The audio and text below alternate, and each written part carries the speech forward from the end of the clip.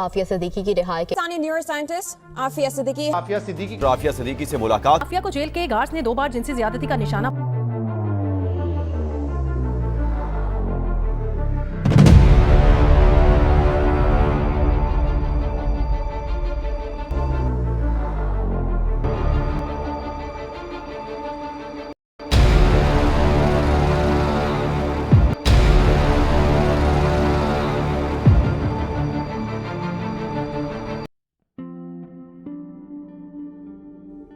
अस्सलामुअलैकुम।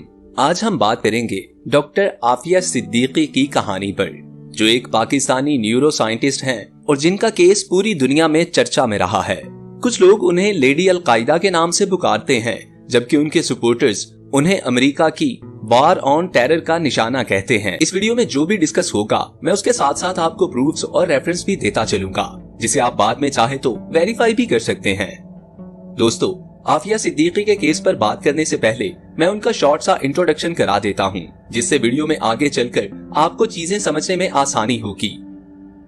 डॉक्टर आफिया सिद्दीकी 2 मार्च 1972 को कराची में पैदा हुई। उनके वालिद मोहम्मद साले सिद्दीकी एक न्यूरो सर्जन थे और उनकी वालिदा इस्मत सिद्दीकी एक इस्लामिक टीचर, और उनका एक भाई जिसका नाम मोहम्मद अली और एक बहन डॉक्टर फौजिया सिद्दीकी है।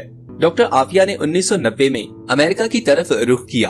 वहां MIT से बायोलॉजी में BS और ब्रैंडाइस यूनिवर्सिटी से न्यूरो साइंस में PhD की डिग्री हासिल की। 1995 में अमजद खान से उनकी अरेंज मैरिज हो जाती है, जिससे उनके 3 बच्चे पैदा होते हैं।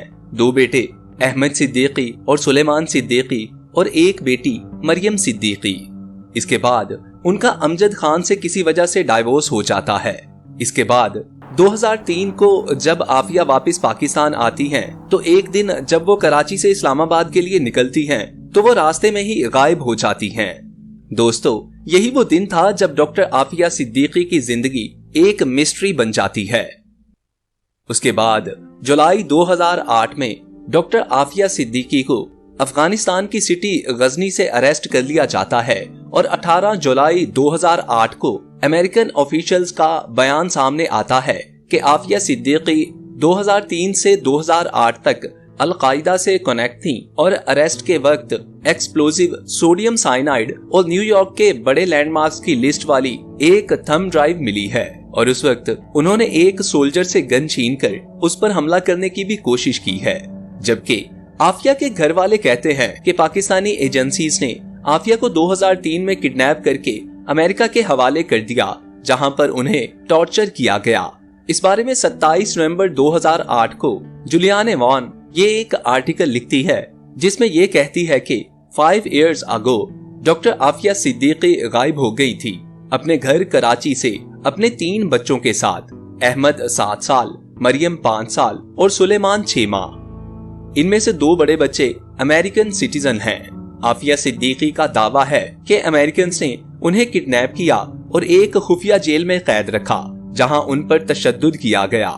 उनके कहने के मुताबिक उनके बच्चों को उनसे जुदा कर दिया गया और उनमें से 2 बच्चे अभी तक लापता हैं।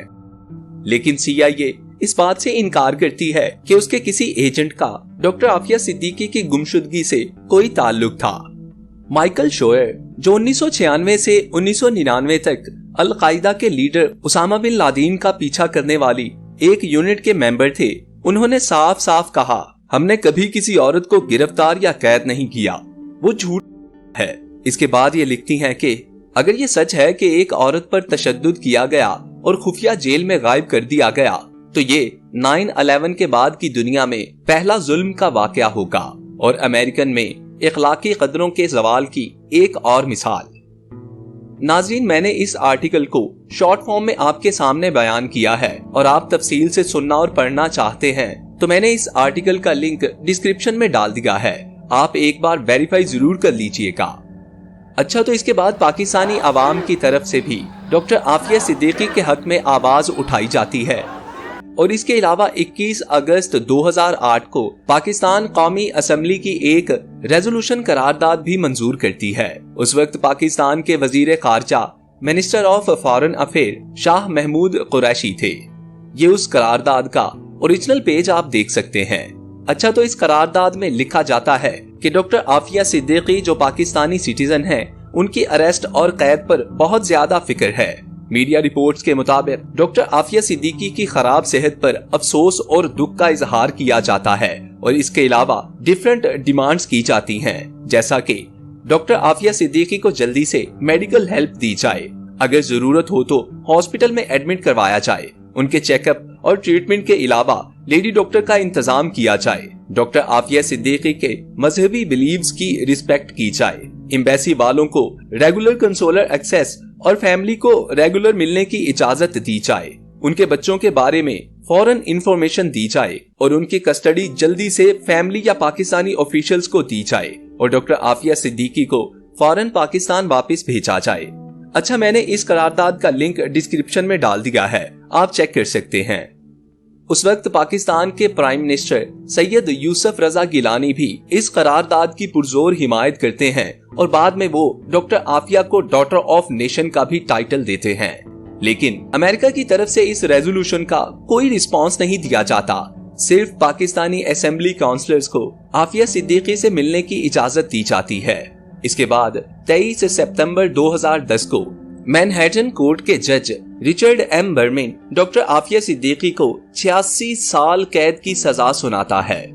United States attorney southern district of New York से इशू किए गए ये ओरिजिनल डॉक्यूमेंट्स हैं, जिनमें आफिया सिद्दीकी पर लगाए गए इल्जामात और सजा की वजाहत दी गई है। इसमें लिखा गया है कि आफिया सिद्दीकी को मैनहट्टन कोर्ट ने 86 साल की जेल दे दी है क्योंकि उसने अफगानिस्तान में अमेरिकन को मारने की कोशिश की और 6 और क्राइम किए।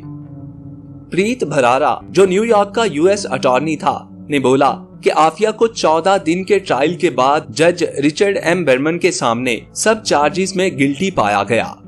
इसके बाद ये लिखते हैं कि 17 जुलाई को आफिया को अफगानिस्तान से गिरफ्तार किया गया और 18 जुलाई 2008 को यूएस मिलिट्री के हवाले किया गया। उनको अरेस्ट करने वाली टीम में 3 USA army officers, 2 FBI officers और 2 कॉन्ट्रैक्ट इंटरप्रेटर थे और अचानक आफिया ने एक यूएस आर्मी ऑफिसर का M4 राइफल छीन लिया और दूसरे यूएस आर्मी ऑफिसर और टीम के लोगों पे गोली चला दी। फायरिंग के वक्त वो चिल्ला रही थी कि उसको अमेरिकन को मारना है। फिर जब एक यूएस आर्मी इंटरप्रेटर ने उससे राइफल छीनने की कोशिश की तो आफिया ने उस पर भी हमला कर दिया।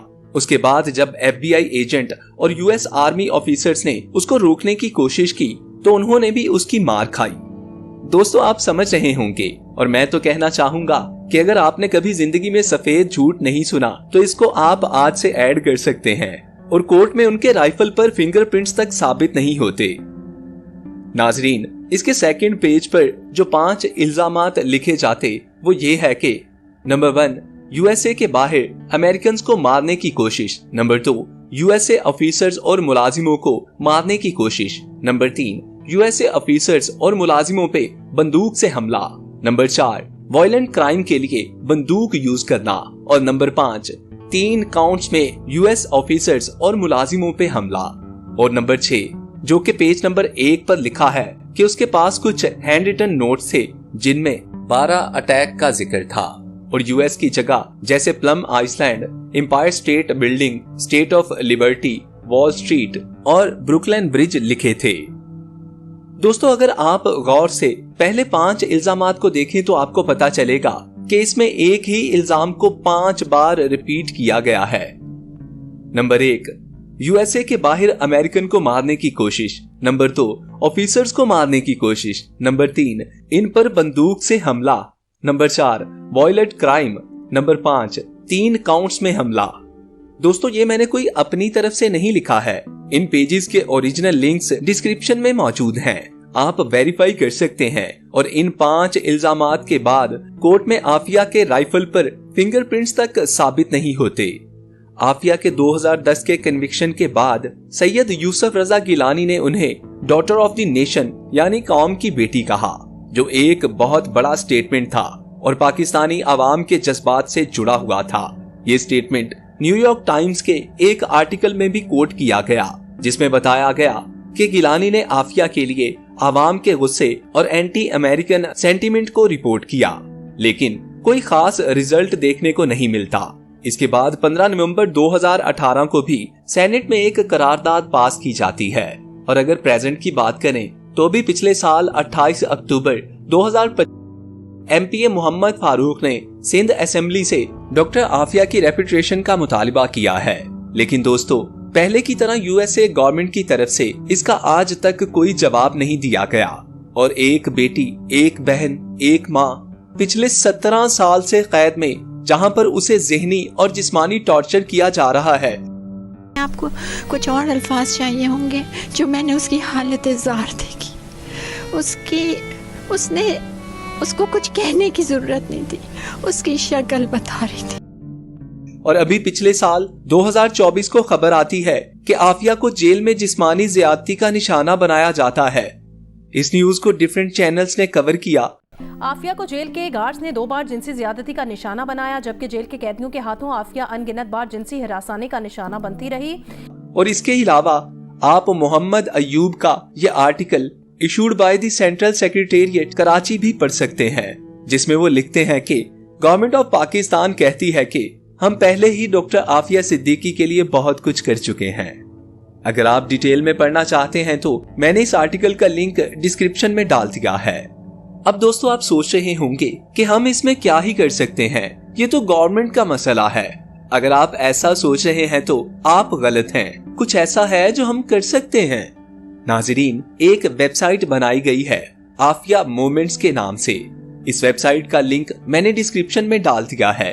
आप सिंपली इस लिंक पर क्लिक करेंगे तो आपके सामने ये पेज ओपन हो जाएगा। यहाँ से आप राइट साइड पर 3 लाइंस पर क्लिक करेंगे। यहाँ से आप डोनेट भी कर सकते हैं। यहाँ आप कॉल टू एक्शन के ऑप्शन पर क्लिक करेंगे। उसके बाद आप साइन पिटीशन के ऑप्शन पर क्लिक करें, फिर दोबारा इसी ऑप्शन पर क्लिक करेंगे एंड देन आप सिंपली अपना first and last name type करेंगे और अपनी जीमेल आईडी इंटर करें और डन कर देंगे। और आखिर में कहना चाहूंगा कि एक अच्छा काम चाहे वो कितना ही छोटा क्यों ना हो, लेकिन वो हकीर हरगिज नहीं हो सकता। बस इसी के साथ इजाजत चाहूंगा। शुक्रिया।